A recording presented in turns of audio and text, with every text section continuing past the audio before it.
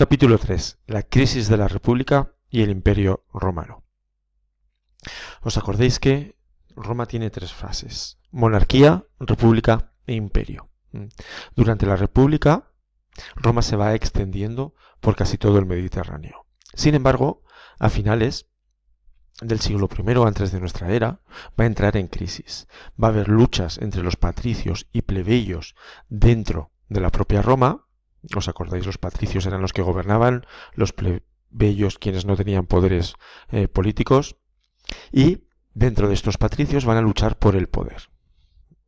Va a haber una serie de guerras civiles que llevarán a la creación de varios triunviratos. Hay un primer triunvirato formado por Craso, Pompeyo y Julio César.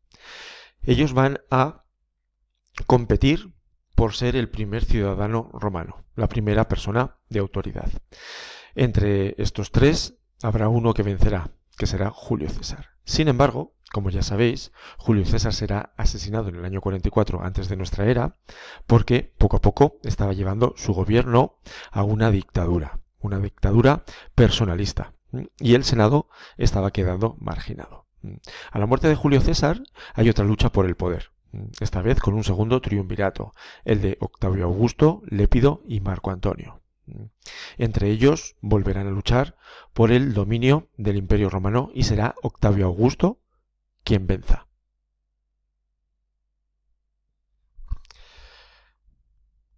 Octavio Augusto derrotará a Marco Antonio y a Cleopatra en la batalla de Actio en el año 31 a.C.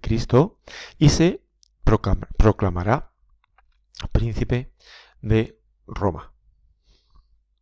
La división del Imperio Romano, como estaba dividido el poder, es bastante compleja, así que no la vamos a estudiar. Si le dais al zoom a esa diapositiva y os interesa, podéis ver cómo en el centro estaba el emperador, apoyado por el Senado y el Consejo Consultivo, pero además había magistrados y otro tipo de personalidades. Hay un listado también de emperadores romanos que desde luego no tenéis que saber porque son muchísimos, entre principios de nuestra era hasta el 476, que es el año en el que desaparece el Imperio Romano.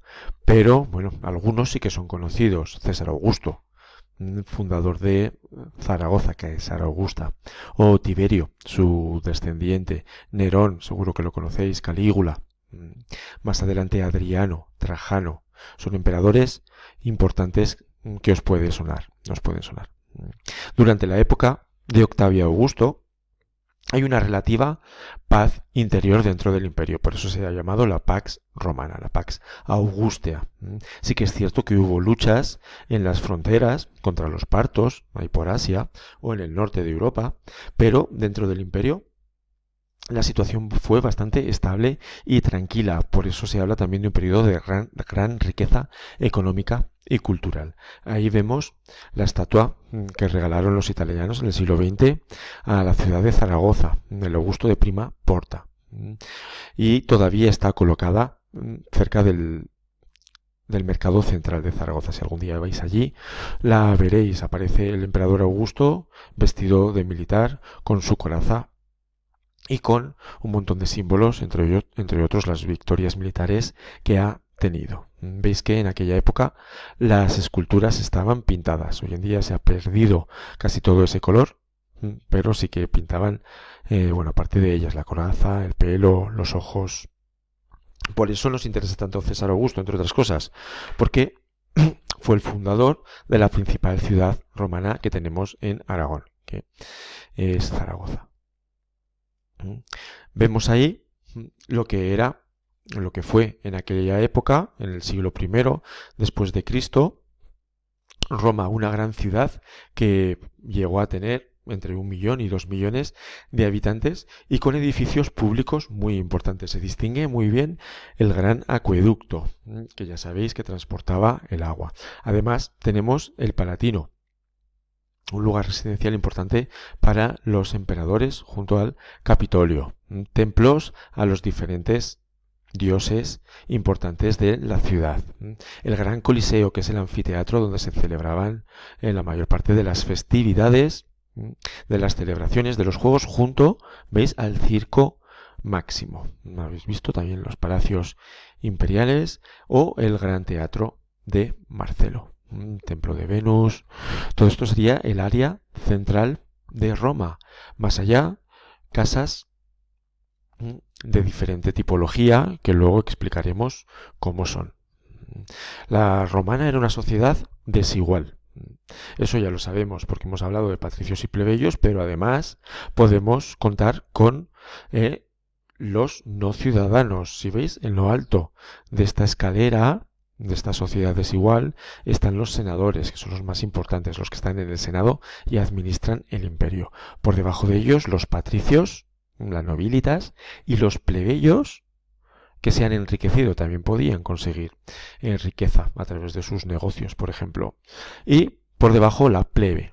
La plebe son los ciudadanos más humildes, más pobres. Sin embargo, debajo de los ciudadanos están los no ciudadanos, los libertos, que son aquellos esclavos que han conseguido, por la razón que sea, su libertad o que la han comprado, porque algunos libertos tenían un sueldo pagado por sus señores, y por último los esclavos. ¿Veis? Esta es una pirámide, una sociedad jerárquica, donde hay unos que están arriba y se va bajando poco a poco hasta los más desposeídos, los que tienen menos, que son los esclavos. Hemos encontrado restos de ilustraciones sobre esclavos romanos en mosaicos de algunas de las villas romanas que se han conservado. Aquí vemos esclavos romanos con agua, aguadores que iban repartiendo o vendiendo agua a la gente por la calle.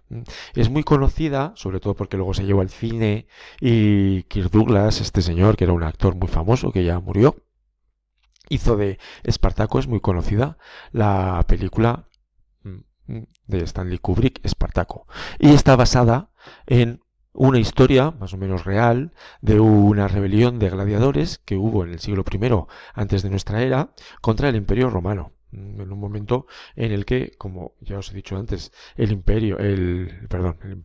la República está en crisis. Hay una serie de desórdenes y de guerras civiles internas, y además a esto se une la rebelión de los esclavos de Espartaco. Miles y miles de ellos se levantaron en armas, claro, muchos de ellos eran gladiadores, pero otros no, contra sus señores. Al final fueron derrotados. Bien, hasta aquí este capítulo. Vamos a seguir con otro, pero os dejo un poco de pausa, de descanso. Venga, hasta luego.